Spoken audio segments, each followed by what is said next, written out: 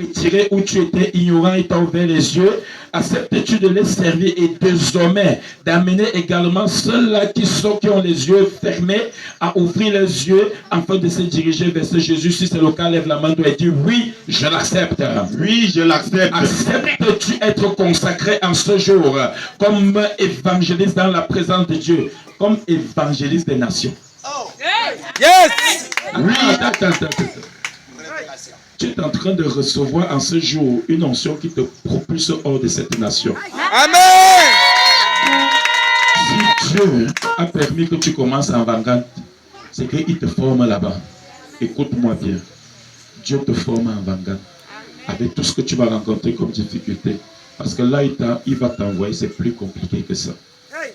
Acceptes-tu aujourd'hui d'être consacré comme évangéliste des nations et d'aller dans toutes les zones où le Seigneur t'enverra en mission? Si c'est le cas, lève la main et dis oui, je l'accepte. Oui, je l'accepte. Amen. Peuple de Dieu, si tu acceptes que cet homme soit consacré aujourd'hui comme évangéliste, je vais te prier de te lever en ce jour. Tu peux rester assis si tu t'opposes, il n'y a pas de problème. Amen. Mais si tu veux qu'il soit consacré, lève-toi à l'endroit où tu te trouves. Je vois qu'il y a plus de gens debout que des personnes assises. Ça veut dire qu'on va le consacrer. Amen. Yes. Mon bien-aimé collaborateur de l'apôtre Sèche, c'est un apôtre même comme il se cache. Amen. Hey. Et je suis encore en train de recevoir de Dieu l'onction apostolique qui descend désormais dans la vie de votre pasteur. À partir d'aujourd'hui, le Seigneur confirme l'apostolat dans ta vie. Amen. Que tu le veux ou pas, le temps est arrivé. Parce que la nouvelle année te réserve des défis énormes. Ça ne peut plus te contenir. Tu devais acclamer là où tu es assis. Là. Amen. J'ai reçu ça depuis hier. Je voulais parler, l'Esprit dit attends. Amen. Gloire à Jésus. Amen. Alors, je disais tantôt que la moisson est grande. Alléluia. Et quand Dieu nous parle de la moisson ici vient du mot moissonner. Amen. Ça veut dire que quand il nous interpelle, c'est pour aller moissonner. Amen. Dieu a déjà fait son travail. Ton rôle, c'est de prendre une houe et mettre sur ton dos à chaque endroit où tu es. Si tu pars prendre la place de Dieu là-bas, tu as échoué. Vérité. Écoute-moi bien.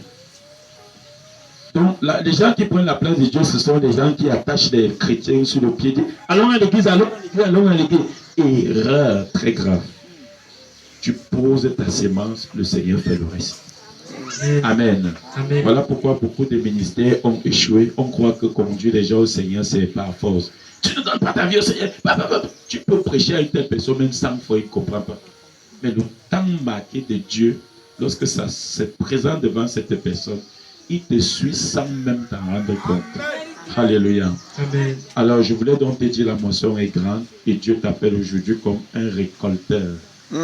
Comme un moissonneur, si tu veux. Amen. Donc, désormais, arme-toi de tout ce qui est nécessaire pour entrer dans la moisson du Seigneur et ramène les produits de la moisson. Amen. Amen.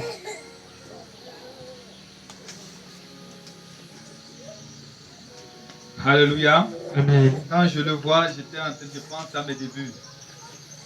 Alléluia. Amen. Et je vais juste vous donner juste un petit témoignage, un bref petit témoignage. À mes débuts, quand j'ai commencé le ministère, ou bien quand j'avais un pantalon noir et j'avais un t-shirt et une chemise. Et je me rappelais qu'à l'époque, je lavais toujours mon habit tous les jours que Dieu avait créé. Alléluia. Mais quand je parle ça pratiquement aux parents, parce que aucun parent n'aimerait voir son enfant souffrir. Peut-être, là il est présentement là, peut-être parfois il appelle la mère, peut-être que ça ne va pas la mère, dit que oh, c'est en quoi que tu es entré comme ça mon fils. Alléluia. Mais je vais te dire maman, c'est que ce qu'il est présentement n'est rien à voir ce qui serait demain. Alléluia. Amen. Ce que tu es présentement, ça n'a rien à voir ce qui est demain. Amen. Amen. Je ne vais pas entrer dans les détails de mon témoignage, mais ce qui est sûr, c'est que ce que j'étais hier est le posé de ce que je suis aujourd'hui. Alléluia. Amen. Parce que quand tu sais d'une façon fidèle, Dieu te récompense certainement. Alléluia. Amen. Et c'est parfois dans le rejet et dans les difficultés, L'apôtre a dit quelque chose de tout à l'heure auquel je suis parfaitement d'accord. Dieu, avant de nommer David roi en Israël, l'avait formé d'abord en forêt. En Bangan, c'est ta forêt que Dieu est en train de former. C'est là-bas que tu vas lutter avec les lions et les ours avant de rentrer Goliath qui va te couronner comme roi. Alléluia. Amen. Et je prie Dieu pendant que tu iras là-bas, que les ours et les lions qui viendront dévorer les brebis, tu vas les attraper, tu vas courir, tu vas les tuer pour le nom de Jésus-Christ. Amen. Le jour maintenant, il faut épouser maintenant la fille de Saul. Quand pendant qu'il dit, si celui qui va tuer Goliath serait le gendre du roi. Et quand tu viendras vers Saul, tu diras, j'ai de l'expérience quand j'étais en Bangan. Alléluia. Élève tes mains vers le ciel. L'apôtre a dit, tu seras évangile des nations. Et je confirme ces prophéties dans ta vie par le nom de Jésus-Christ. Amen. Ce qui détruit d'autres prophètes ne vont pas te détruire. Amen. Ce qui détruit d'autres évangiles ne vont pas te détruire. Amen. Tu ne vas pas arriver au terminus du sexe, de l'argent et de la gloire.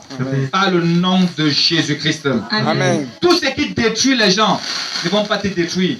Parce qu'à partir d'aujourd'hui, tu as la marque de la distinction. Amen. La faveur est ta portion. Amen.